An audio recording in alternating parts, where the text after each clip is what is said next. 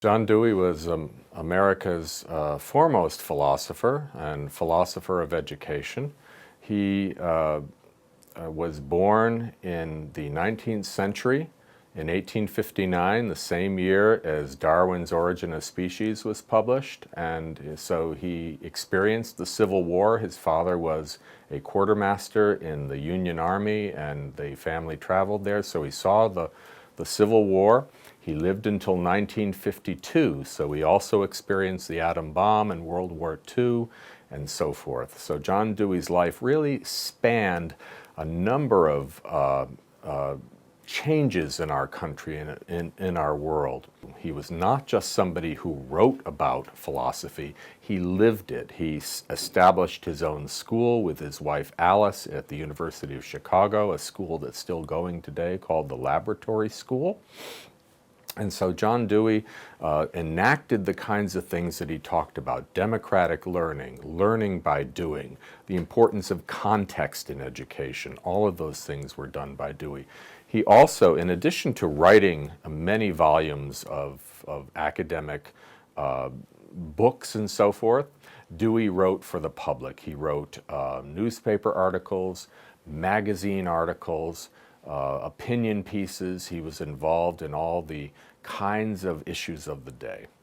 His ideas are important to education today because we still have not gotten a sense of the importance of learning individually. An individual student brings a certain context and history to his and her learning, and a teacher must know that. Dewey recognized that. At the same time, Dewey recognized the importance of learning in a group or a community, learning from others that are unlike you. That's the essence of a democracy, is that you have many different voices and you learn from those people. And Dewey celebrated that. I think Dewey would be quite critical of the standards and assessment movement that we have in this country, and how it ignores the contexts of teaching and ignores what students bring to the classroom. Dewey was a person who did not see any sort of artificial division between academic and vocational learning. He thought that they were two sides to the same issue, to the same project. His students in his school learned by doing, learned by active, hands-on kinds of learning within the classroom, but also outside, constructing things and learning about tools and occupations. I think Dewey would think that, certainly we need to have people that are well prepared in the STEM disciplines: science, technology, engineering, and mathematics.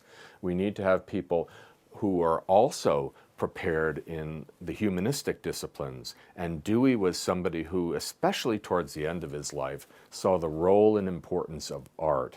And by art, Dewey did not necessarily mean fine art that you see in a museum, but he thought about art as experience, as that kind of consummate experience in which some things come together and crystallize for you, that you can use to think about how the world is put together, what is important.